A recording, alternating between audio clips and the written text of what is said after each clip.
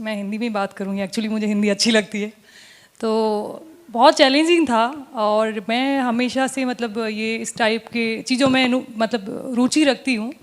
तो मुझे जब पता चला कि मेरे को प्रोड्यूस करनी है फिल्म और मेरे पास कुछ लोग आए, मतलब लोगों के साथ बातचीत हुई, तो जब मैंने स्टार्ट किया डायरेक्टर के साथ, पहले से ही हमारा कम्युनिकेशन चल रहा था कि हम फिल्म बनाएंगे, वो बातचीत चल रही थी।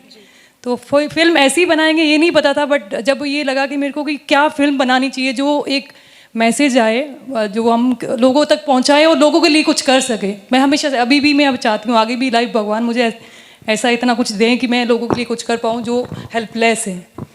तो इसीलिए मेरे अंदर थॉट आया, मैंने शेयर किया इनके साथ। ये भी हमारी ट्यूनिंग बहुत अच्छी मिलती है इनके साथ, अंडरस्टैंडिंग बहुत अच्छी थी।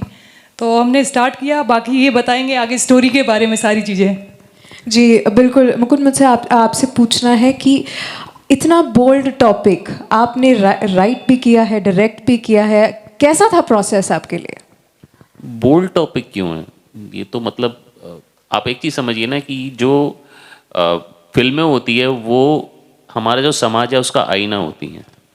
तो टॉपिक कुछ बोल्ड नहीं होता और बोल्ड कुछ नहीं है, ये एक्चुअली हमारी सोसाइटी में हो रहा है। कोई ज़रूरी थोड़ी है कि हम लोग एक हीरो और हीरोइन को नाचते हुए दिखाएं। एक मीनिंगफुल फिल्म भी तो बन सकती है। तो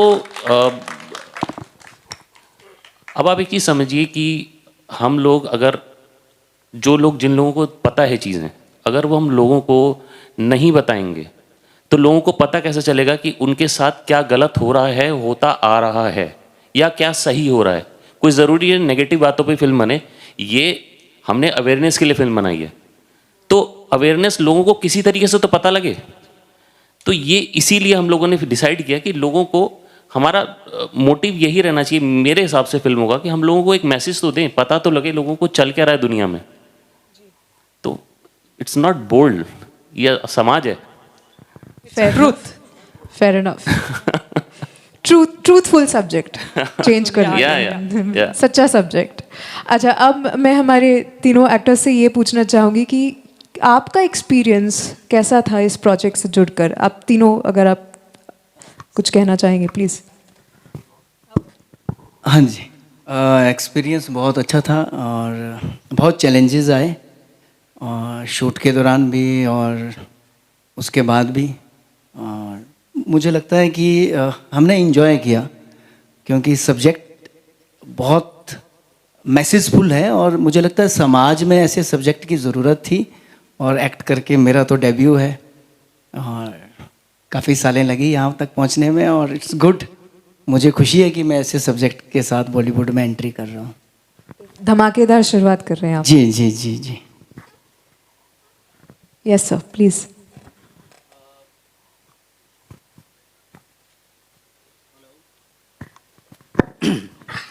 तो एक्सपीरियंस तो बहुत ही अच्छा रहा। और मैंने तो मुकुल जी के साथ में पहले भी एक फ़िल्म की है, रॉन्ग लीला। तो उस फिल्म के बाद ये दूसरी फिल्म है मुकुल की, और मुकुल ने जब मुझे रोल बताया और बताया कि ऐसा ऐसा एक सब्जेक्ट है, इस पर मैं फ़िल्म बना रहा हूँ और ये रोल है आपका, तो नेगेटिव लीड का रोल था, मुझे बहुत अच्छा लगा और करने में भी मज़ा आया। काफ़ी चैलेंजेस थे, जैसा भूषण जी ने बताया कि हम लोग जहाँ शूट कर रहे थे वहाँ पे बहुत सारी लोकेशंस को लेके और बहुत सारे हौच पौच चल रहा था, क्योंकि हमको टाइम से कंप्लीट करना था अपना सब्जेक्ट। तो उस तरीके से काफ़ी चैलेंजेस रहे, लेकिन मैं दाद दूंगा सुहानी जी की, भूषण की, मुकुल जी की, इवन रवि और सारे प्रोडक्शन के लोग, डायरेक्शन के लोग, जिन्होंने जी जान लगा के रात दिन काम किया और इस सब्जेक्ट को आप लोगों के सामने पेश कर रहे हैं।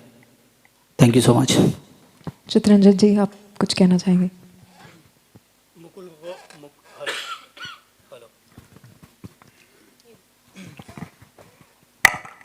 हेलो। हाँ,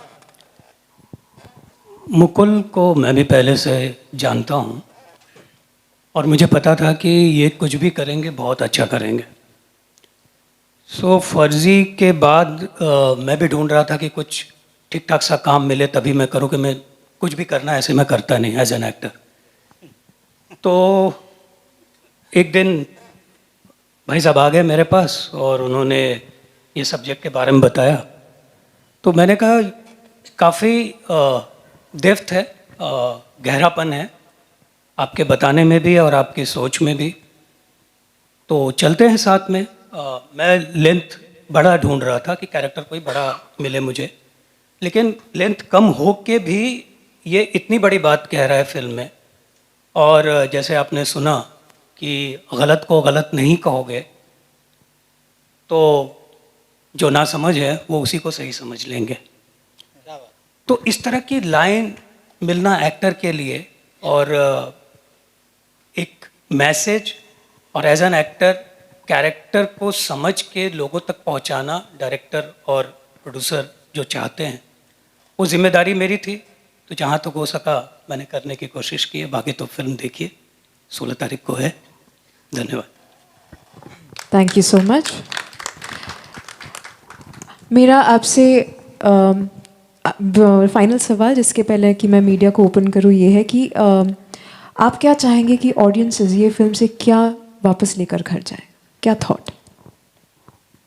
देखिए, वापस लेके जाने के लिए एक ही थॉट है कि भाई ये जो कुछ चल रहा है हमारे समाज में वो शांत रहे, सब लोग साथ में रहें, चैन से रहें, और ये जो पॉलिटिकल लफड़ों में पड़ के लोग जो आपस में पंगे करते हैं वो ना करें। अवेयरनेस लेके जाएं, सीख के जाएं कि आसपास क्या है, वो थोड़ा अवेयर हो जाए। एक्चुअली जो चीज़ टॉपिक हमने उठाया इसके बारे में ज़्यादा लोगों को नहीं पता है। मुझे लगता है कि भारत में 10% लोगों को ये बात पता होगी। तो इसी फिल्म के बाद 10% भी नहीं है, एक्चुअली 1% भी नहीं है जिनको पता है इस बारे में, इन चीज़ों के बारे में किसी को नहीं पता। मतलब आप एक चीज़ सोचिए कि एक कानून है, जिस कानून में क्रिमिनल भी वही है, जज भी वही है, कोर्ट भी वही है, सब कुछ वही है। तो ऐसा कानून हो कैसे सकता है? पहली बात तो यह, कौन से दुनिया में कौन सा ऐसा देश है जहाँ पे ऐसा कानून हो सकता है? सोच के देखिए, किसी भी देश में नहीं है। सिर्फ हमारा देश ऐसा है जहाँ पर ये कानून है। क्यों है पता नहीं। क्योंकि यहाँ मुझे लगता है कि लोग इतने अवेयर नहीं है। जो पब्लिक में बहुत ताकत होती है। भारत में अगर आज सरकार भी चलती है तो लोग डिसाइड करते हैं, भारत के लोग डिसाइड करते हैं कि कौन रहेगा।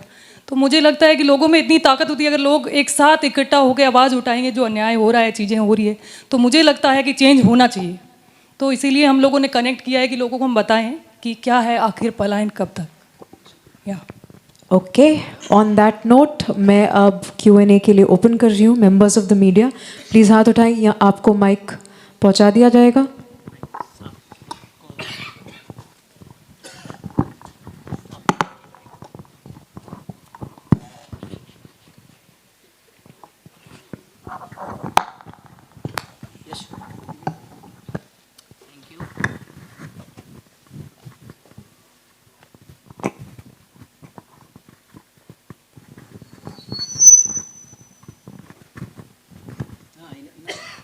Hi, this is Mayur here from Beyond Bollywood. Trailer obviously बड़ा इंटरेस्टिंग है, विषय थोड़ा कंटेंशियस है, और मेरा सवाल डायरेक्टर साहब और प्रोड्यूसर दोनों से है। आई थिंक ट्रेलर में एक बड़ी अच्छी लाइन है कि असली पत्रकारिता, तो हमारी भी यही कोशिश रहती है टू डू ट्रू जर्नलिज्म। में उम्मीद करता हूँ जो मेरा सवाल है वो एक ट्रू जर्नलिस्ट का ही सवाल है। और ये विषय ऐसा है कि आई थिंक इसे सामान्य भाषा में कहे तो लैंड ग्रैब कहे, बट इसके साथ किसी कम्युनिटी को जोड़ देना वो कितना रिस्क रहता है? देखिए, कम्युनिटी को जोड़ा नहीं गया। अगर आप कम्युनिटी को जोड़ने की बात कहोगे तो जिस कम्युनिटी के लिए बनाया गया है उसका लैंड क्या ग्रैब नहीं हो रहा? सोच के देखिए आप, अगर वो जो कानून है उसके लोग ये बोल दें कि ये शहर का ये पार्ट हमारा है, तो वो उनका हो गया। डजेंट मैटर वो किसी पर्टिकुलर कम्युनिटी का है या नहीं है, वो उनका हो गया। आप कोर्ट में भी नहीं जा सकते। तो किसी कम्युनिटी को जोड़ देना वो आप गलत कह रहे हो। उस कम्युनिटी के लिए बना है तो ऑब्वियसली उस कम्युनिटी के लिए नाम तो आएगा, आप क्या कर सकते हैं। ये लोगों की आवाज़ है, लोगों की बात है। ये कम्युनिटी की कोई ऐसी बात नहीं है। जो गलत है वो सही है, उसकी बात है। ये हम लोग बिलीव करते हैं कि जो गलत है वो गलत है, वो सही है वो सही है। हमने फिल्म में भी वही दिखाया है। मेरा एक दूसरा और आखिरी सवाल ये है, जो ऑब्वियसली मैंने खुद मेरे लाइफ में all these years living in Mumbai जो देखा है, ये रियलिटी भी है कि बॉम्बे के ऐसे कई इलाके हैं जहाँ पे सोसाइटीज़ में पर्टिकुलर कम्युनिटीज़ या उन्हें अलाउ नहीं करते हैं। सो आई थिंक ये भी शायद बिकॉज ट्रेलर में बड़ा खूबसूरत कहा है कि जो गलत है उसे गलत कहना चाहिए, तो आप इसकी भी निंदा करेंगे? Because Muslims are not allow in many societies in Bombay. Sir देखिए, मैं किसी कम्युनिटी का नाम नहीं लूँगा, बट आप हर शहर में 2 पार्ट बने हुए हैं। हिंदुस्तान के हर शहर में 2 पार्ट बने हुए हैं। एक पार्ट में कुछ लोग एंटर कर सकते हैं, एक पार्ट में तो कुछ लोग एंटर भी नहीं कर सकते। तो ये जो डिवाइड है, ये क्यों है? कौन इंस्टिगेट करता है इस डिवाइड को? तो ये डिवाइड है, एग्जिस्ट करता है। और ये सर ये कौन से शहर में बेस्ड है ये कोई शहर हमने बेस नहीं किया है। ये हमने कोई नाम नहीं लिया किसी शहर का। This is just a incident. Thank you. Bharat के हर कोने कोने के हर अलग अलग जगह के हमने इंसिडेंट उठाया है इसमें। हर जगह की कहानी है, मतलब पूरे भारत की कहानी है। Hello, hi, I am from बजूका। Hi. I just wanted to know that क्या ये रियल लाइफ स्टोरी पे बेस्ड है या कुछ ऐसा है? बेस्ड नहीं कह सकते, बट इंस्पायर्ड है ऑब्वियसली। ट्रू इंसिडेंट से इंस्पायर्ड है, बेस्ड नहीं है। और सेंसर बोर्ड ने क्या पास कर दिया है फिल्म को कि जी क्या हाँ, है? जी हाँ। बिना एनी कट्स? नहीं, कट्स मिले हैं ऑब्वियसली। सेंसर बोर्ड का काम है कट लगाना, तो उन्होंने कट तो लगा दिए, जी। तो ठीक है।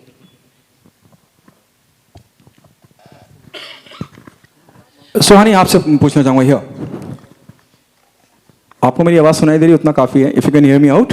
या आई कैन हियर यू। मेरा सवाल आपसे है कि ये बहुत सेंसिटिव मुद्दा है, और जैसे टीज़र जब फिल्म का आया था तो उसमें ही कहीं बताया गया था, जब मैं 1500 पुराने मंदिर की बात करता हूँ, उस पर लेके अभी तक विवाद चल रहा है और डिस्कशन इज गोइंग ऑन। और द मोस्ट चैलेंजिंग पार्ट जब आप इस तरह की फिल्म को लेके आते हैं, ये मुझे कहीं केरला स्टोरी की भी याद दिलाता है कि केरला स्टोरी के माध्यम से, या मैं कश्मीर फाइल की बात करूँ तो एक मुद्दा उठाया गया था और बहुत इंपॉर्टेंट और सेंसिटिव मुद्दा था। जब आपने इस पे काम करना चालू किया, व्हाट वाज योर थॉट, क्यों ज़रूरी है ये फिल्म? जैसे मैंने पहले भी बताया था, ज़रूरी क्यों है? ज़रूरी क्योंकि मैं बहुत लोगों से ऐसे कनेक्ट करती हूँ। एक बार मेरा इंसिडेंट हुआ था, मैं अगर जा रही थी पुणे, तो मेरा ड्राइवर था जो बैठा था। ऐसे ही हमने डिस्कशन में, कई बार ऐसे कुछ अच्छा लगता है तो बातचीत कर लेती हूँ, तो वहाँ से मेरे को वो थॉट बहुत मन में लगा। उसने मुझे बताया कि जोगेश्वरी का कोई इंसिडेंट हुआ है, कि ऐसा ऐसा हमारे साथ हुआ, सारे लोग यहाँ से चले गए हैं और मैं बहुत बुरी हालत है, और अब हम परिवार है, हम भी बेच के जाने वाले, एक लास्ट बचे। तो वहाँ से मेरे को बहुत कनेक्ट किया। वो बहुत डीपली बता रहा था, उसका भाई का मर्डर भी हो गया। उसने बताया मेरा भाई का कि उन्होंने मर्डर कर दिया है और हमारी बहन बेटियों को छेड़ा भी है। तो इस तरीके से हमें इस तरीके से परेशान किया। वो आम था, उनको नहीं पता था कि मैं फिल्म बना रही हूँ, मैं कुछ भी नहीं आइडिया था। मैंने ऐसे ही पूछ रहे थे, हम रैंडम पॉलिटिकल बातें मैं करती रहती हूँ कई बार। तो वो बातें करते करते उसने ऐसी चीज़ें मुझे बताई, तो मुझे लगा कि यार ये कितनी बड़ी समस्या है, मतलब इस तरीके से घटना हो रही है भारत में, क्यों हो रही है? तो मतलब दुख होता है। ऐसे बहुत और भी हुई है इन बिटवीन। अब मैंने बहुत सारी चीज़ें देखी है, आप दिल्ली के दंगे देख लो, तो उससे मैं बहुत कनेक्ट करती हूँ और मैं बहुत डीपली नॉलेज रखती हूँ इसमें। तो इसीलिए हमने थॉट है कि हम इस पर पिक्चर बनाते हैं, और मैंने डिस्कशन बहुत, हमने इस पर बहुत स्टडी की, बहुत रिसर्च किया। देन हम लोग इस मुद्दे पे पहुँचे कि हम लोग इससे पे ही फिल्म बनाएंगे ताकि अवेयरनेस आए। चित्रंजन सर, आपसे सवाल है मेरा। It's okay, as well you can hear me out. Farzi जैसी फिल्म और ना जाने कितनी अनगिनत किरदार जो आपने निभाए हैं, आप भले से दुनिया भर की स्टार कास्ट हो या मैं कहूँगा ए लिस्टर हो, आप अपनी मौजूदगी बड़ी शिद्दत से महसूस कराते हैं ऑडियंस को। ये अपने आप में एक बहुत सेंसिटिव मुद्दा है, और आप अगर ट्रेलर देखें या टीज़र देखें तो आपको कहीं एहसास होगा कि एक स्पेसिफिक सोसाइटी की बात करी जा रही है या लोगों की बात करी जा रही है। हालांकि डॉक्टर साहब ने जस्टिफाई किया कि सिर्फ ऐसा तो नहीं है कि एक्स के होते हैं और वाई के नहीं होते हैं। आपके लिए क्या चैलेंजिंग था? और जैसे आपने कहा कि आप बड़ी चुनिंदा फिल्में करते हैं, what is the one thing which make you become a part of this project? क्योंकि सब्जेक्ट वाकई में बहुत सेंसिटिव है और बहुत इंपॉर्टेंट मुद्दा है जो एड्रेस होना चाहिए। नहीं, जैसा मैंने पहले भी कहा कि मैं चरित्र देखता हूँ कि मेरा कैरेक्टर क्या है और वो उसकी गहराई क्या है, और फिल्म में वो कहाँ एग्जिस्ट करता है और कौन डायरेक्ट कर रहा है। तो ये सब मुझे जब भी आप मेरा काम देखेंगे तो मैं बहुत मेहनत करता हूँ चरित्र के ऊपर कि इसकी गहराई और इसके मर्म को कैसे पकड़ा जाए। तो बेसिकली इस कैरेक्टर के जो मर्म को पकड़ने की जो मैंने कोशिश की, उसमें मुझे ये लगा कि ये चरित्र मुझे करना चाहिए, और इन्होंने पूरी कहानी मुझे सुनाई। तो कुछ जगह ऐसा था कि मुझे लगा कि यहाँ स्ट्रगल हो रहा है कि मैं इस बात को कैसे सामने रखूं जिससे ये बात उस आदमी या जो व्यक्ति है वो ईमानदारी से कह रहा है। तो मैंने उस ईमानदारी को पकड़ने की कोशिश की। जब आप कैरेक्टर देखेंगे वो बहुत सच्चा आदमी है, वो ऐसे करप्ट या इस तरह का कुछ नहीं है। तो वो कहीं ना कहीं एक अंदर मेरे भी रहता है कि करप्शन से बचा जाए, चाहे कैरेक्टर करते समय हो चाहे लाइफ में हो। तो वो कहीं ना कहीं वो मिल गया उस जगह पे, इसलिए मैंने ये किरदार किया। होप आपके सवाल का जवाब मैंने ठीक से दिया। हेलो, मेरा नाम सूर्य है, बॉलीवुड क्रेजी से। मेरा सवाल है एक्टर और डायरेक्टर दोनों से। सबसे पहले भूषण जी आपसे सवाल ये है, आपने कहा कि आपकी डेब्यू फिल्म है और आपका जो किरदार है उसमें एक बहुत डेप्थनेस हमें नज़र आ रही है, और बाकी 3 मुझे लगता है मेन कैरेक्टर यहाँ पे, एक राजेश शर्मा सर का और एक आपका और एक हमारे पत्रकार जो प्ले करे सर उनका। तो आपका जो पर्टिकुलर रिसर्च वर्क था उसमें कितनी मेहनत लगी, एक तो वो सवाल है। प्लीज़ पहले उसका आंसर दीजिए, मैं फिर डायरेक्टर साहब से पूछता हूँ। वैसे तो हम लोग, डायरेक्टर साहब भी मेरे मित्र हैं, हम लोग पिछले 3 साल से इस सब्जेक्ट पर रिसर्च कर रहे थे। तो मुझे पता था कि मैं इन्हीं के साथ डेब्यू करने वाला हूँ, तो मेरा करैक्टर बहुत थिन लाइन के साथ मुझे क्लियर पता था। और मैंने इसके लिए बहुत स्टडी की, मैंने बहुत सारी फिल्म्स भी देखी, बहुत सारे वर्कशॉप भी किए, और ये करैक्टर मेरे जो व्यक्तित्व है उससे बहुत डिफ़र है। मैं तो बहुत हंसने खेलने वाला इंसान हूँ, मगर इस पूरी फिल्म में ये जो करैक्टर है ये बहुत परेशान है, और एक्चुअली इसकी एक कहानी, अपनी एक जर्नी है, और जो इसमें जो मर्डर होता है उससे उसकी जर्नी कैसे कनेक्ट होती है वो इम्पॉर्टेंट है। तो पड़तालना है, और उस पड़तालना को वो कैसे अपने आप से कनेक्ट करता है वो आपको ट्रेलर में भी दिखा होगा। जब आप फिल्म देखोगे तो डेफिनेटली मेरा करैक्टर पर्टिकुलरली आपको पसंद आएगा। आपको लगेगा नहीं कि ये डेब्यू हो रहा है, आपको लगेगा कि मैंने बहुत काम किया है, मगर ऐसा नहीं है, मैंने थिएटर ही किए हैं ज़्यादातर। Thank you.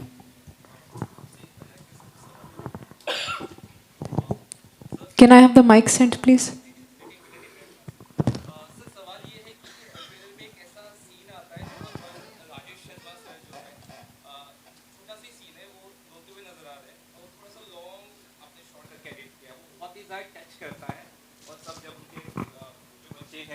गले से लगते हैं बहुत ही ज़्यादा, मतलब मुझे भी कनेक्ट किया वो सीन, और मुझे लगता है कि नॉर्मल जो पैटर्न हम देखते हैं ट्रेलर या टीज़र में, तो उसके साथ थोड़ा सा अलग तरह से आपने वो एडिट किया है, तो मुझे अच्छा लगा वो।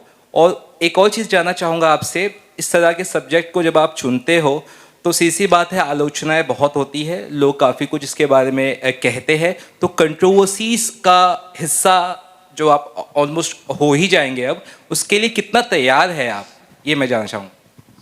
देखिए, हमने तो फिल्म बनाई है, कंट्रोवर्सी करने वाले कंट्रोवर्सी कर रहे हैं। हमने तो फिल्म बनाई है एक अवेयरनेस के लिए। अब अगर कोई उस पर कंट्रोवर्सी करता है तो उसमें हम क्या कर सकते हैं? हमने कोई कंट्रोवर्सी नहीं की है। हम सेंसर ने फिल्म में टोटल 20 कट्स मारे हैं, एक एक शब्द कटवा दिया उन्होंने, हमने वो शब्द भी काट दिए हैं, हमें कोई प्रॉब्लम नहीं है। उसके बाद भी अगर कंट्रोवर्सी होती है, अगर समाज को एक आईना दिखाने में कंट्रोवर्सी होती है, तो वो कंट्रोवर्सी हमने नहीं की ना, हम कोई प्रोपेगेंडा, हम कंट्रोवर्सी प्रोपेगेट कर रहे हैं। एक तो आता है भाई टीम लगी हुई है पूरी कंट्रोवर्सी प्रोपेगेट करने में, हम लोग कोई कंट्रोवर्सी प्रोपेगेट नहीं कर रहे हैं। हम लोग सिर्फ टीज़र आया है, एक ट्रेलर आएगा, उसके बाद फिल्म आएगी, बस that's it. Rajesh sir shooting में बिजी हैं एक्चुअली, वो इसलिए नहीं आ पाए, उनका कंटिन्यूस शूट चल रहा है। हेलो, हाँ सर, सर वही सर, शारिक फ्रॉम बजूका।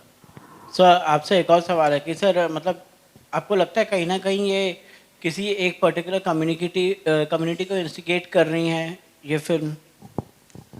आप जब फिल्म देखेंगे ना तो उसमें जैसे नॉर्मली आप फिल्म में देखते हैं तो एक पर्टिकुलर कम्युनिटी को आप एक ईविल दिखा देते हैं।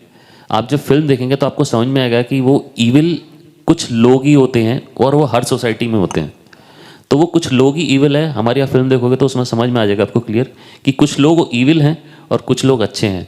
लेकिन एक आपको तथ्य बताता हूँ, जर्मनी में जब नाजी रूल स्टार्ट हुआ था तो नाजी जो थे वो टोटल 10 से 15% थे, लेकिन उन्होंने इतना बुरा हाल मचाया पूरे वर्ल्ड में कि कम से कम 50 लाख लोगों को मार दिया, क्योंकि वो लोग पावर में थे। ऐसे लोग अगर पावर में आते हैं तो वो तबाही मचाते हैं। सिर्फ इतना बताया गया फिल्म में। सर आपको लगता है कहीं ना कहीं ये पॉलिटिकल, मतलब कि पॉलिटिक्स इस पे भी होगी, ये फिल्म के ऊपर भी आपको लगता है कहीं ना कहीं? अब वो पॉलिटिक्स वाले पॉलिटिक्स देखेंगे, हम तो कुछ नहीं कर सकते ना उसमें। जस्ट वन फाइनल क्वेश्चन एक मुझे भी ध्यान में आया, एंड मैं सिर्फ भारत की बात नहीं करूंगा लेकिन विश्व भर में देखे जहाँ ऑब्वियसली कॉन्फ्लिक्ट होती है, एथनिक कॉन्फ्लिक्ट्स, और although obviously we celebrate the cultural diversity of our country, but कहीं ना कहीं आई थिंक हम अपने इंडिविजुअल आइडेंटिटीज़ में like we are living isolated lives.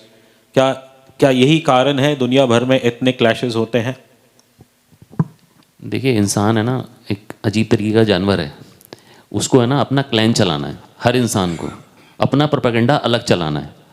तो जब तक इंसान है तब तक वो अपना प्रोपेगेंडा चलाएगा और लड़ाइयाँ होंगी ही होंगी। हम खुश होते हैं कि इस देश ने उसको मारा, हमारी आर्मी वहाँ जीत गई। मरा कौन? आदमी मरा ना। तो आदमी अपना प्रोपेगेंडा चलाता है, हर आदमी। चाहे वो अगर सड़क पे भीख भी मांग रहा है ना तो वो भी सोचेगा यार 2 आदमी तो अपने साथ मिला लूँ। चित्रंजन जी, इस सवाल पे कुछ आप कहना चाहेंगे? That while living in isolation वो सिर्फ डिवाइड क्रिएट करता है। आप मुझसे पूछ रहे हैं? हाँ, यस सर। नहीं, देखिए, जब इन्होंने स्क्रिप्ट सुनाई ना मुझे, तो मैंने इनसे कहा भी, जब बातचीत चल रही थी, वर्कशॉप की हमने 2 दिन, तो जब बातचीत चल रही थी तो मैंने कहा कि ये फिल्म पीस की बात करती है और मैं उस सब्जेक्ट से जुड़ता हूँ जो पीस की बात करे, शांति की बात करे। तो इसलिए तो मैंने हाँ कहा इनको, क्योंकि इनका जो आइडिया था वो ये था, जो मैंने, बाकी लोग अलग अलग ओपिनियन दे रहे थे, मैंने कहा मुझे ये लग रहा है कि ये फिल्म पीस की बात करती है, शांति की बात करती है। तो ये मेरी ओपिनियन थी। थैंक यू जी, thank you. Lastly, Sohani ji, my name is Prabhat from Filmic Gyan. I just want to ask, in today's time, what about the independent producers and directors who want to make a project on their dependency? I mean, independent producer, हाँ मैं समझ गई। वो बनाना चाहे तो कैसे, क्या challenges आती है आपको? देखो, जब आपका पहले से सारी चीज़ें, पहले तो सबसे ऑनेस्टी होती है सबसे ज़्यादा। आप कोई भी काम के प्रति ऑनेस्टी से करते हो ना, तो मुझे लगता है कि चैलेंजेस बहुत आएगी, लेकिन आप पहुंच ही जाओगे। मेरे साथ भी ऐसा ही हुआ, जब मैंने शुरुआत की तो बहुत सारी चीज़ें आई, बट एक ऑनेस्टी थी अंदर से। बस वही होता है कि ऑनेस्टी से, विश्वास से निकल जाओ, कुछ तो होगा ही होगा। हो सकता गलत हो, सही हो, कोई एक्सपीरियंस होगा, लेकिन होगा ज़रूर। तो बाहर निकलना ज़रूरी है और चैलेंज एक्सेप्ट करना चाहिए। मुझे लगता है चैलेंज लेना चाहिए। और मैं हमेशा से, बचपन से मेरा ड्रीम था कि मैं कुछ बड़ा करूं, बड़ा करूं। भगवान ने पता नहीं ऐसा डिसाइड किया कि मैं बॉम्बे आ गई और फाइनली आपके सामने हूं। और भी बहुत सारी फिल्मों का प्लान कर रही हूं। भगवान ने चाहा ये बहुत अच्छी सक्सेसफुल फिल्म हो, क्योंकि ये एक हमने बहुत ही इमोशनल फिल्म बनाई है, जो लोगों को कनेक्ट करेगी। जो लोगों के साथ बीती है वो लोग इससे कनेक्ट करेंगे। जब पूरी फिल्म देखेंगे तो उनको बहुत अच्छा लगेगा, उनको जस्टिस लगेगा। मुझे लगा कि वो देख के समझेंगे और लोग, मुझे हो सकता है उनके साथ आएँ, उनका साथ दें, और जो अन्याय हो रहा है, जो चीज़ गलत है, उसको गलत सब बोलें। तो हम लोगों ने ये इस पर्पज़ से फिल्म बनाई है। तो चैलेंजेस आते हैं, बट चैलेंजेस मुझे लगता है कि अगर आप बाहर निकलते हो तो चीज़ें हो जाती है और कर लेते हो आप। Thank you. हाँ, जस्ट आई थिंक अभी शायद ये भी पता चला कि आप ऑब्वियसली आपने भी जिक्र किया डायरेक्टर साहब ने कि ऑब्वियसली CBFC के द्वारा कट्स, कुछ शायद 20 कट फिल्म में हुए हैं। I'd like to ask the director as well as the producer, तो क्या इन कट्स का कहानी पे कितना प्रभाव पड़ा? कट्स का कहानी पे कोई प्रभाव नहीं है। उन लोगों को छोटे छोटे शब्दों से भी दिक्कत होती है। उनके कुछ गाइडलाइंस हैं, उनको वो फॉलो करना पड़ता है। तो अब उनकी गाइडलाइंस हमने तो पढ़ी नहीं है, हमने कुछ शब्द डाल दिए, वो शब्द उनको पसंद नहीं है तो हमने वो घुमा के डाल दिए। कुछ उनको, जैसे हमने कुछ गवर्नमेंट के बारे में बोल दिया तो वो उनको उनके गाइडलाइंस में आप नहीं बोल सकते, तो उन्होंने काट दिया। तो 20 कट ऐसा नहीं कि फिल्म पूरी आधे घंटे की कट गई, मुश्किल से 2-3 मिनट का कुछ कट लगा हुआ, दैट्स इट। तो मतलब क्रिएटिवली उस कहानी की सोल इंटैक्ट रही है। या डेफिनेटली। और ऐसा नहीं कि सेंसर बोर्ड कोई हैवान है, राक्षस है, वो ऐसा है नहीं। वो भी इंसान ही है, इंसानों की तरह बात करते हैं, लेकिन अब उनका गाइडलाइंस है, उनको फॉलो करना पड़ेगा। और हमारा काम है आप उनकी गाइडलाइंस को फॉलो करते हुए अपना घुमा के अपना प्रोडक्ट निकालना, तो हमने वो निकाल दिया। Okay, okay. So well said. Yeah, producer, would you like to add something? हाँ, सेंसर संस्था है, और संस्था हमारे जैसे लॉ होता है, कानून होता है, तो कानून के हिसाब से ही वो काम करता है, तो उसकी गाइडलाइन होती है। हो सकता है उसको जो लगता है सही, हम कई बार ऐसा सोचते हैं कि नहीं हमने जो किया वो सही है, बट उन्होंने जो किया हमने उनकी आज्ञा का पालन किया, क्योंकि हमारे लिए बहुत ज़रूरी है कि जो भी लॉ होता है हम फॉलो करते हैं। आपको पता हम सब फॉलो करते हैं, तो उसी हिसाब से वो like as an independent producer कई बार ऐसे सुनने में मिलता है कि शायद कुछ जो बड़ी फिल्में रहती है बड़ी प्रोड्यूसर्स की, उनके लिए शायद कहीं ना कुछ एक आध फिल्मों के लिए थोड़ी लीनियंसी हो जाती है, देखने को मिलती है, बट जब बात आती है इंडिपेंडेंट फिल्म मेकर्स प्रोड्यूसर्स की तो उन्हें बड़े चक्कर खाने पड़ते हैं। क्या ये सत्य है? हाँ, थोड़ा चक्कर तो खाने पड़ते हैं, रिक्वेस्ट करनी पड़ती है, क्योंकि एकदम से आपको कोई जानता ही नहीं है। लोग सोचते हैं किसने क्या बनाया होगा। एक तो देखो जिसकी ऑलरेडी पहचान है, जो प्रोडक्शन इस्टेब्लिश है, तो उसके बारे में लोग सोचते हैं हाँ इसने बनाया, अच्छा ही बनाया होगा, कुछ ऐसा नहीं किया होगा। बट हम जब जाते हैं तो ऐसा लगता है कि अच्छा नए लोग हैं, पता नहीं क्या बनाया हो। तो पूरी बारीकी से चीज़ों को देखते हैं, लेकिन वो इज्जत करते हैं बहुत रिस्पेक्ट के साथ। ऐसा नहीं है, बात करते हैं और समझते हैं चीज़ों को, और हमें भी वैसे ही कंसीडर करते हैं जैसे बड़े प्रोड्यूसर होते हैं। तो वैसे ही कंसीडर किया मुझे भी, और बहुत मुझे सेंसर ने अच्छा सपोर्ट किया। तो दैट्स इट। मेरा सवाल डायरेक्टर साहब से है। चिन्नन सर ने कहा कि the film talks about piece and harmony, लेकिन जब आप ट्रेलर देखते हैं तो आपको कुछ और ही समझ में आता है कि कुछ और ही चल रहा है। You know, might be your marketing strategy और समथिंग। और अगर वाकई में इतनी इंपॉर्टेंट फिल्म है मुद्दे के हिसाब से, सब्जेक्ट के हिसाब से, पीस और हार्मनी के हिसाब से, don't you think it has to be tax free from centre और द स्टेट गवर्नमेंट? अब देखिए, जब फिल्म रिलीज़ होगी ना, तब उसके बाद हम टैक्स फ्री की बात कर सकते हैं। हमें सपोर्ट करने के लिए एज एन इंडिपेंडेंट प्रोड्यूसर सुहानी जी को सपोर्ट करने के लिए बहुत बड़ा सपोर्ट सिस्टम है नहीं। तो जब फिल्म रिलीज़ होगी, लोग देखेंगे, उसके बाद फिर इसकी टैक्स फ्री की भी 100% लोग बोलेंगे कि इसको टैक्स फ्री कीजिए। ऑलरेडी सोशल मीडिया पर लोगों ने बोलना शुरू कर दिया है। Then sir, you're saying something. You want to add something? Please. मैं ये ऐड कर रहा हूँ कि आप लोग भी फिल्म देखिए, आप लोग भी ट्रेलर तो देख ही रहे हैं, फिल्म भी देखिए। फिल्म देखेंगे, आपको जो भी छूता है उस फिल्म से, आप लोग अच्छा लिखेंगे। आप लोग रिपोर्टर हैं, आप आवाज़ हैं एक अच्छे सिनेमा की, आप आवाज़ हैं। आप आवाज़ बनिए तो टैक्स फ्री क्या, फिर तो कुछ भी हो सकता है। Please change your mic now. There is humming sound coming in. Hello. Yeah, please continue. हाँ, तो मैं यही बोल रहा था कि आप लोग भी फिल्म देखिए, आप लोग हमारी आवाज़ बनिए। आपको जो भी फिल्म में छूता है आप लिखिए, आपको जो भी गलत लगता है वो भी लिखिए, कोई दिक्कत नहीं है। और जो अच्छा लगता है प्लीज़ उसको लिखिए, और आप हमारी आवाज़ बनिए। ये फिल्म टैक्स फ्री क्या, मैं तो बोलता हूँ कि वो करोड़ों के क्लब में जाएगी। अच्छा, एक चीज़ और कहना चाहूँगी मैं मीडिया वालों, सब जो जितने भी मीडिया वाले हैं, जो नए प्रोड्यूसर आते हैं ना, तो उनको आप भी सपोर्ट करिए जितना हो सके, क्योंकि जब वो आते हैं उनके लिए भी बहुत चैलेंजिंग रहती है। और मीडिया, स्पेशली मीडिया भी कहीं देखती है कि अच्छा नया प्रोड्यूसर है, तो मैं आपके लिए भी बोलूँगी, आपको ये फिल्म हमने बहुत मेहनत करके बनाई है, बहुत हार्ट टचिंग है। हमने एक रियल मुद्दों को उठा के बनाई है और इसमें बहुत मेहनत की है हमने। मैं चाहती हूँ कि आप लोग पूरा सपोर्ट करें हम लोगों को, तभी लोगों तक बात जाएगी, क्योंकि आपके माध्यम से आप पे लोग विश्वास करते हैं, आपको देखते हैं। तो मुझे लगता है कि आपका बहुत बड़ा रोल होगा इस पिक्चर को हिट करवाने में। Thank you.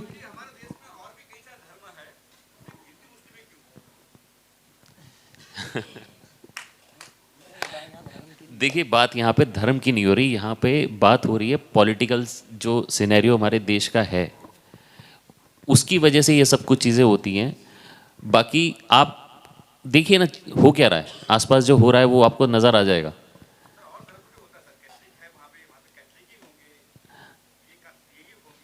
देखिए, आप पर्टिकुलर एक मुद्दा है, एक पर्टिकुलर मुद्दा होता है, आप उस मुद्दे को लेके फिल्म बनाते हैं। ये देखिए, कश्मीर फाइल्स और केरला स्टोरी के आसपास आप जब फिल्म देखेंगे आपको समझ में आएगा कि ये प्रॉपर एक सिनेमैटिक फिल्म है, ये सिनेमा है, ये कोई प्रोपेगेंडा प्रोपेगेट करने के लिए नहीं फिल्म बनाई है, प्रॉपर सिनेमा है। एंड जो इसका एंड है वो इसको पूरा समराइज़ करता है, और उसमें एक बहुत ही अच्छा मैसेज गया है फिल्म में। तो अब आप ये बोलें कि दो कम्युनिटीज़ को लेके बनाया गया, तो ऐसा नहीं है। कानून, जो कानून है वो एक पर्टिकुलर कम्युनिटी के लेके ही बनाया गया है, इसी वजह से आया है, नहीं तो शायद कुछ और भी हो सकती थी फिल्म। मैं ये कह रही थी, जो सच है वो अभी दो कम्युनिटीज़, आप हिंदू मुस्लिम की अगर बात कर रहे हैं, तो हम लोग उसके बारे में बात नहीं करना चाहते हैं, क्योंकि हम फिल्म मेकर हैं। बट हम लोगों ने क्योंकि ये चीज़ है जो हो रही है वो दिखाने की कोशिश की है, हमारा कोई इंटेंशन वैसा तो एक दो लोग ही दिखाए हैं हमने, तो ज्यादातर एक दो लोग जो उनके पीछे और जितनी भी गैंग है ना वही दिखाए हैं हमने। आप जब फिल्में देखोगे ना तो एक ही आदमी है जो सब कुछ कर रहा है, वही ये बैठा है यहाँ पे। एक ही है, वो यही कर रहा है जो कुछ कर रहा है, यही है, पकड़ लो इसको भी यहीं पे, इस आदमी को।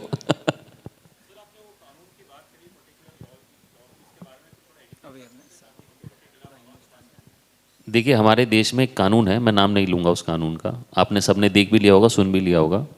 वो कानून ये है कि अगर वो एक बोर्ड बनाया गया है 1995 में, उसको और दांत दे दिए गए हैं, और वो दांत इतने पहने हैं कि अगर वो आज ये कह दे कि ये बिल्डिंग उसकी है तो ये उसकी हो गई।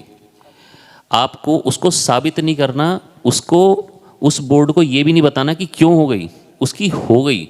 और उसके बाद आप court, high court, district court तो छोड़िए, हाई कोर्ट में भी नहीं जा सकते। और अगर आप उस हाई कोर्ट, अगर आपको कुछ करना है तो उन्हीं के आप जाके अपील करोगे, उनके जो एक ट्रिब्यूनल होता है वहाँ जाके अपील करोगे आप। उस अपील में अगर उनको लगा कि नहीं भाई हमने तो जब गलती से कर दिया तो ठीक है, नहीं तो आप फिर सुप्रीम कोर्ट जाओगे। और आप एक चीज़ सोचो, सुप्रीम कोर्ट जाने के लिए सुप्रीम कोर्ट की लॉयर की जो फीस होती है, एक आम आदमी का पूरे साल का खर्चा होता है, वो इनकम होती है, तो आम आदमी जा पाएगा वहाँ पे? तो ऐसा कानून बना कैसे सकता है? सोच के देखो, ऐसा कानून कैसा बन सकता है? मैंने तभी तो बोला था कि क्रिमिनल भी वही, कोर्ट भी वही, वकील भी वही और जज भी वही। तो क्या मतलब, हमें तो समझ में नहीं आई ये बात। आम आदमी लड़ेगा कैसे उससे, आप ही सोचो। और एक मजे की बात और बताता हूँ, हाई कोर्ट की जमीन जो है वो वक्फ बोर्ड ने अपनी बोल दी, वो सुप्रीम कोर्ट में गया, हाई कोर्ट की, देखो इन्होंने हमारी जमीन ले ली। तो आप इससे बड़ा जोक और क्या होगा? इंदौर का म्यूनिसिपल ऑफिस, हमारे देश का पार्लियामेंट, अंबानी का घर, ये सब क्लेम किया हुआ उन्होंने। तो ये लोग को, इन लोगों का तो कुछ नहीं बिगड़ सकता, बट जो आम आदमी वो तो गया ना। बड़ों वाले, जो बड़ों की जो होता है कब्जा वो पता है, और छोटे जो होते हैं उनको कोई सुनता नहीं है, उनकी बात तो पहुंचती नहीं है वहाँ, कहाँ पहुँचे, कौन सुनेगा? तो उनकी तो, बड़ों की तो बात आ ही जाती, सामने कोई लॉयर भी आ जाता है, तो बड़े लोग, छोटे लोगों के लिए कोई नहीं, वो बेचारे वहीं सफ़र करते हैं, वो किस तरीके से ट्रैवल करते हैं, वही हमने इस पिक्चर में दिखाया है, उनका दर्द, जो कैसे वो हैंडल करते हैं उस टाइम में, सिचुएशन जो उनके ऊपर ऐसी आ जाती है। तो वो फिल्म हमने, आप जो फिल्म देखोगे तो आपको पता चलेगा उसके बारे में। जिन लोगों के पास ताकत होती है ना, वो किसी भी हद तक चले जाते हैं, और वो हद यहाँ पर दिखाई गई है इस फिल्म में। और वो हद किस तरीके से वो हद दी गई है, उनके पास है नहीं, उनको दे भी दी गई है, तो वो इस फिल्म में दिखाया गया है एक्चुअली। ओके, एक फाइनल सवाल मैं लूँगी, अगर कोई है तो। फाइनल सवाल प्लीज़।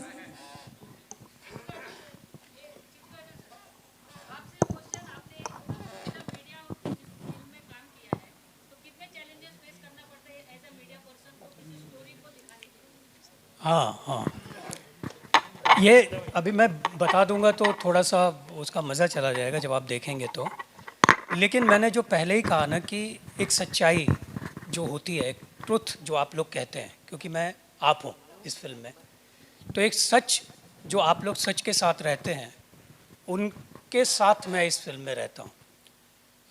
और मैंने जैसे बताया कि मेरा काम है डायरेक्टर और प्रोड्यूसर, जो बात कहना चाह रहे हैं उसका एक माध्यम हूँ मैं, मेरे ज़रिए वो बात कही जा रही है, लेकिन क्रिएशन इनका है। तो ये कैरेक्टर से क्या चाह रहे हैं, जैसे मैं एक एग्जांपल दे रहा हूँ कि मैंने एक कैरेक्टर तैयार किया और मैं थोड़ा अंडर प्ले कर रहा था, इन्होंने कहा नहीं ये सीन थोड़ा सा ऐसे चाहिए, तो मुझे भी लगा ये मेरे लिए चैलेंज है कि हाँ ये कैरेक्टर इनके माइंड में ऐसा है, तो मैं इसको इस सच्चाई के साथ ही करूँ, ताकि वो कहीं से भी, मैंने जैसे पहले भी कहा कि करप्ट ना लगे। और वो ऐसे ही है, आप चरित्र को देखिए, बहुत मुश्किल काम है आप लोग का चरित्र करना, बहुत मुश्किल काम है, बहुत मुश्किल काम है। Thank you, thank you, thank you, thank you so much. इसी के साथ हम Q&A समाप्त करते हैं। मैं रिक्वेस्ट करूंगी सुहानी, इफ़ यू, आप कुछ कहना चाहेंगे मीडिया को।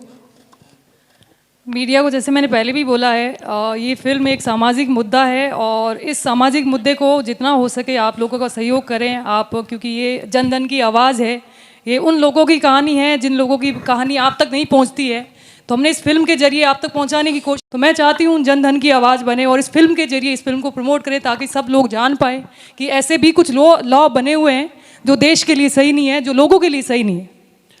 और जैसे आपने अभी किसी ने मीडिया पर्सन ने पूछा था कि वो रात लास्ट में एक रोते हुए सीन है, वो रोना वही है जो आदमी अपना घर छोड़ने पर मजबूर होता है तो वो रोता है, कितनी बुरी तरीके से रोता है वही दिखाया गया है। जैसे हम जब मैं एक्टिंग भी कर रही हूँ इस फिल्म में, तो मेरे को जब मुकुल जी ने बोला कि आपको रोना है, मैं साथ में बहुत सारी जिम्मेदारियाँ चल रही थी उस वक्त, मैं जब शूट कर रही थी, तो वो सीन वो मेरे को पता ही था, मेरे को तो ऐसे ही रोना क्योंकि मैं वो जो ये स्टोरी है ना उससे इतनी कनेक्टेड थी। मेरे को उन्होंने बोला, ये सरप्राइज थे कि ये कैसे हुआ, आप जो भी सीन देख रहे हैं रो रहे हैं, एंडिंग भी हमारा है जो उसमें भी हम लोग रियल में राजेश शर्मा भी रोने लगे थे, लिटरली उनकी आंखों में इतने आंसू मैं देख के और ज़्यादा रोने लगी।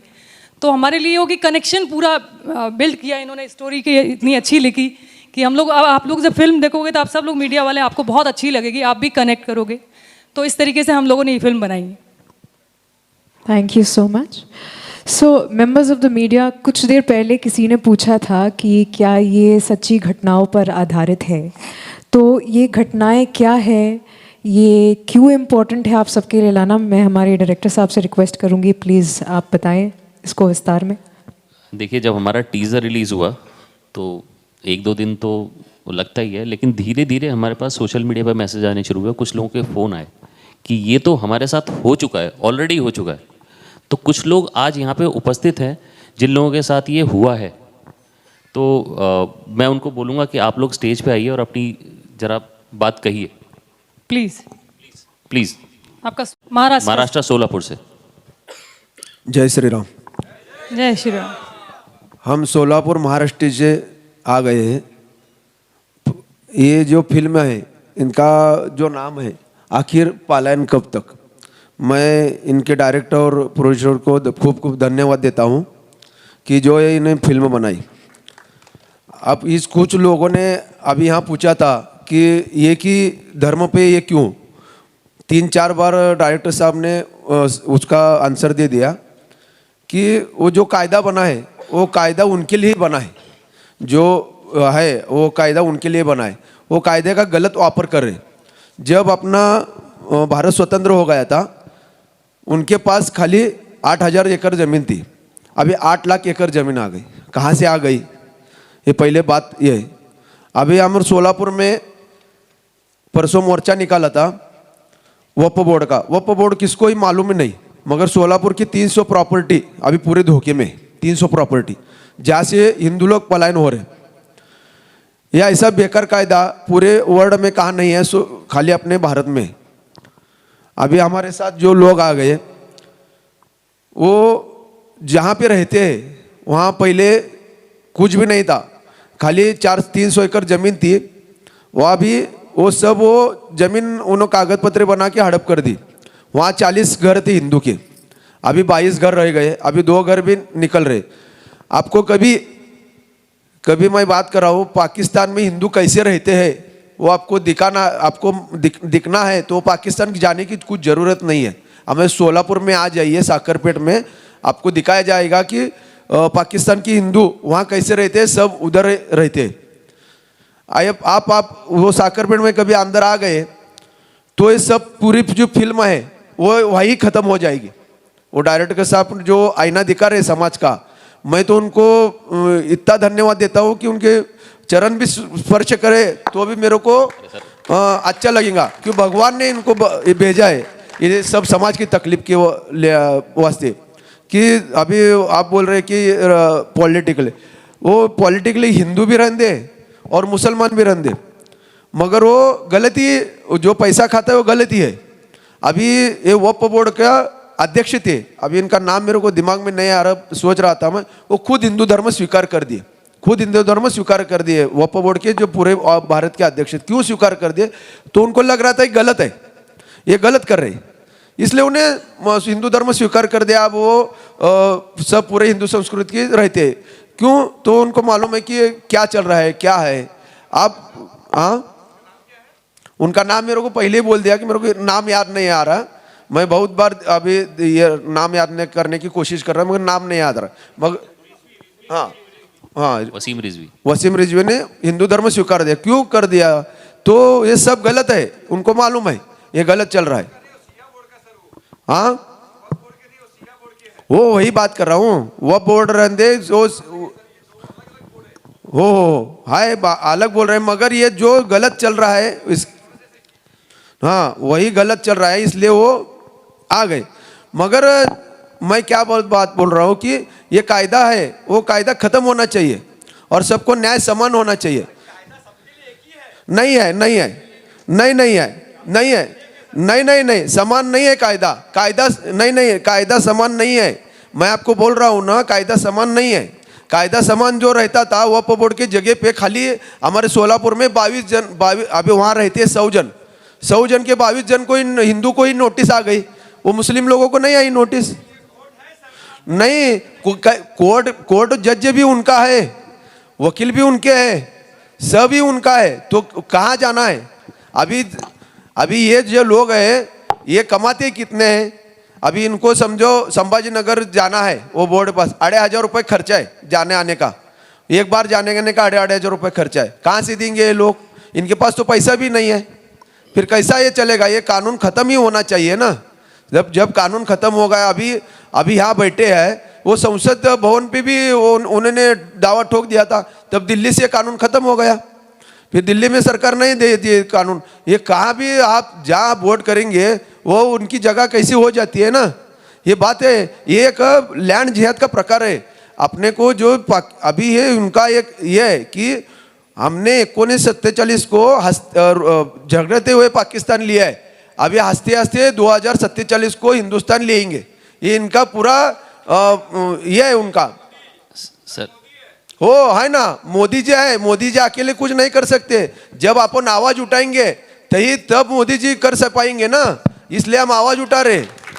क्या अपन यहाँ बैठ के नहीं हो सकता कि बाबा ठीक है चलो हम ये जगह पे से ले गए आखिर दूसरे जगह पे जा गए, वैसा नहीं है।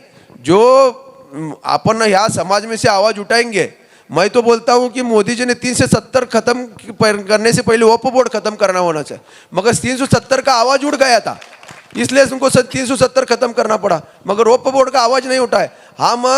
हमको खुद भाग्यवान समझते कि सोलापुर में से हमने आवाज उठाया, सोलापुर में से पहली बार हमने आवाज उठाया, और कम से कम 20,000 लोगों का परसों मोर्चा निकाला था हमने कि वहाँ नीलेश जी राणे ऐसे अपने राजा सिंह ठाकुर भी आए थे। वो बहुत बड़ा मोर्चा सोलापुर में से पहली बार निकाला गया। अभी उनको दास्ती बैठ गई है, इसलिए वो कल हमारे सोलापुर में उप मुख्यमंत्री अजित पवार आए थे, उनके साथ वो बातचीत कर दे। उन्हें तो और मांगी कि वक्फ बोर्ड का कायदा और घट्ट हो जाए और यहाँ सोलापुर में बड़ा ऑफिस निकाला जाए। क्यों भाई, क्यों निकालना है आपको?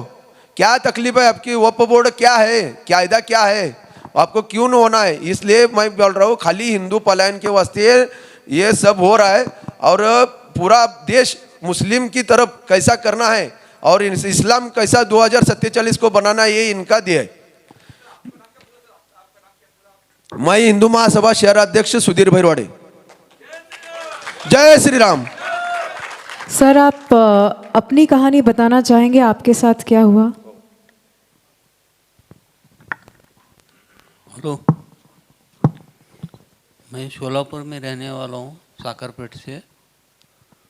1880 से लेकर हमारा पिताजी के दादा वो जगह पर थे, उसका टीपी नंबर था 9980, वही नंबर है आज तक।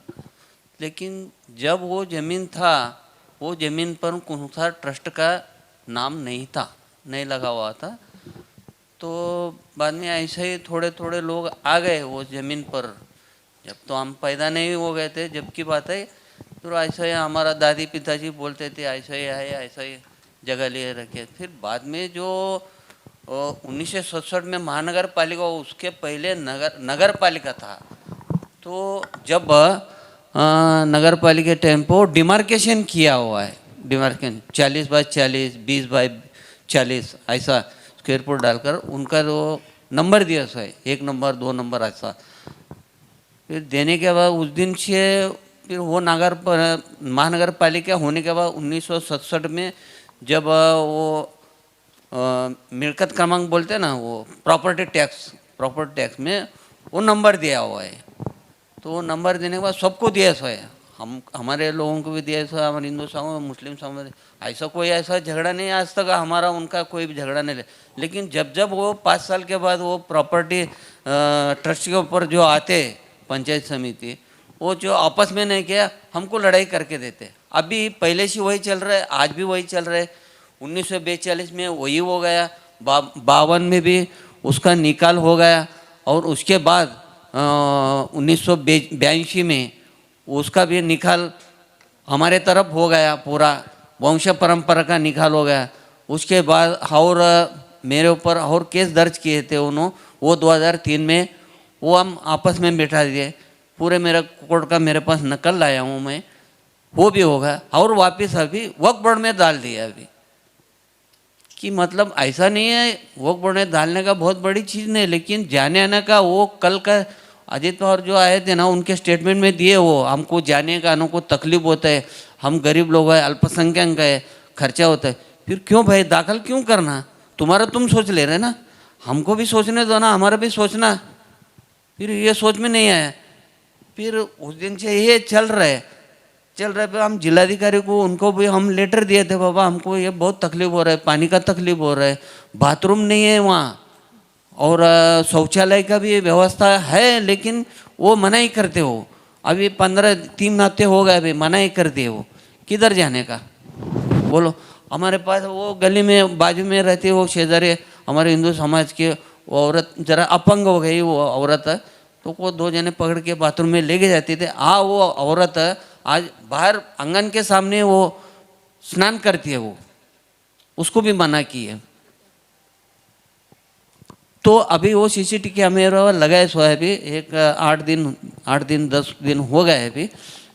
तो उनका ये नहीं हो रहा है, उनका छोटे छोटे बच्चों को भड़काव करने का, और औरतों को, लेडीज़ को, उनके लेडीज़ लोगों को भड़का देने का। लेकिन वो ट्रस्टी लोग सामने नहीं आते कभी ज़िंदगी में, आज तक तो मेरा 60 साल का उम्र है, तो आज तक मेरे सामने कभी नहीं है वो, ऐसा हो गया। तो दूसरी बात जो है,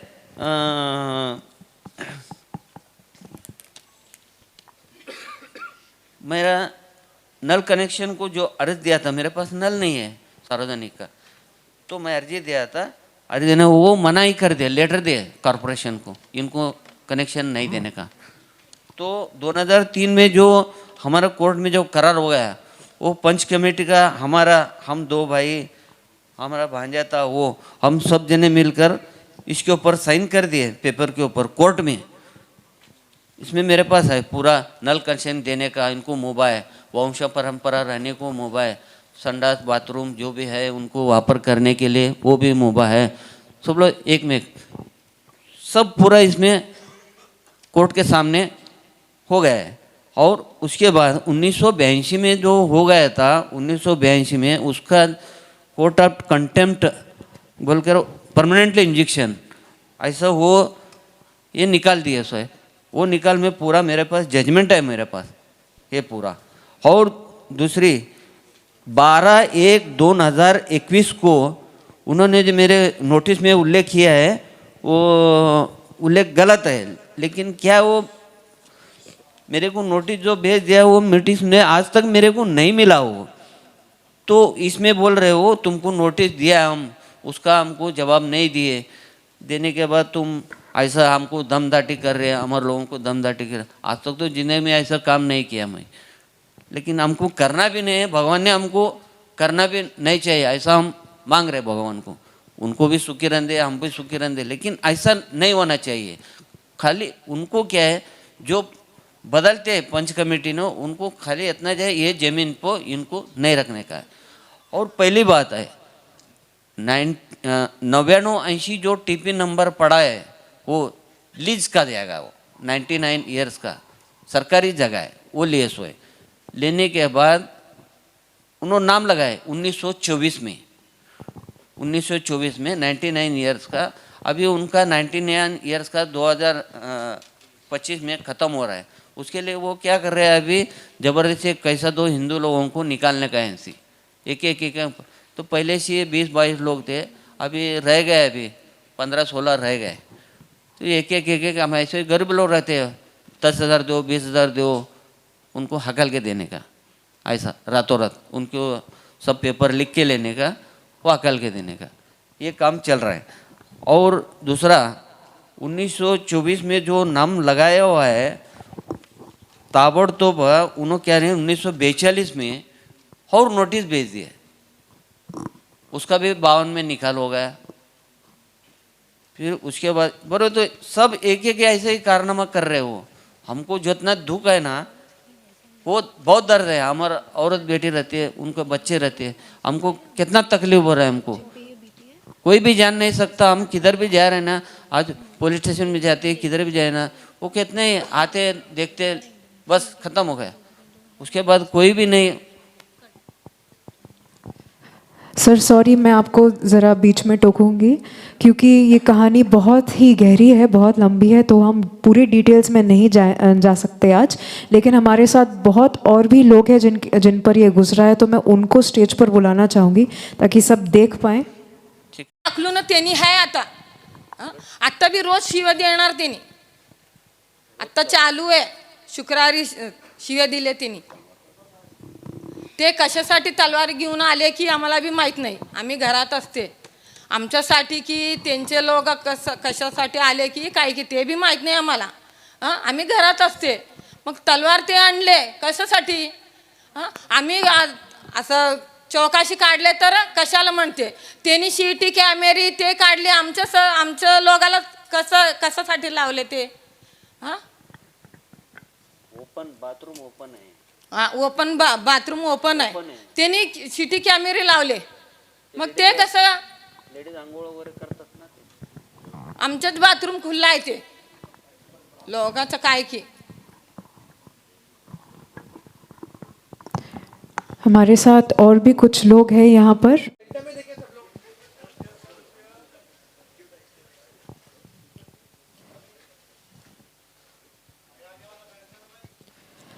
Ladies and gentlemen, our incredible star cast of Aakhir Palayan Kab Tak.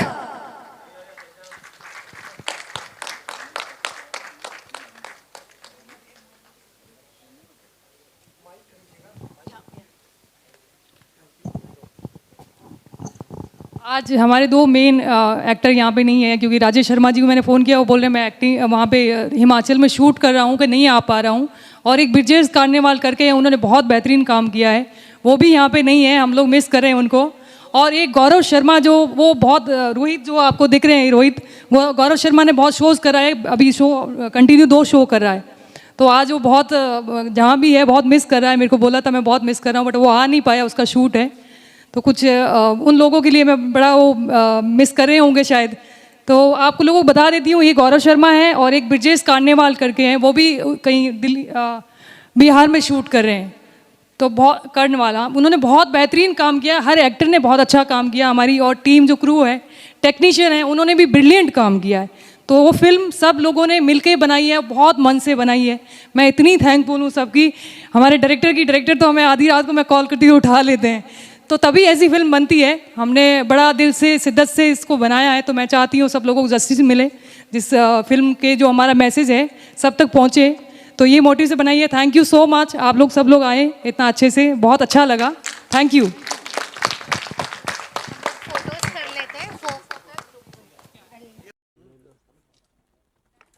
Done.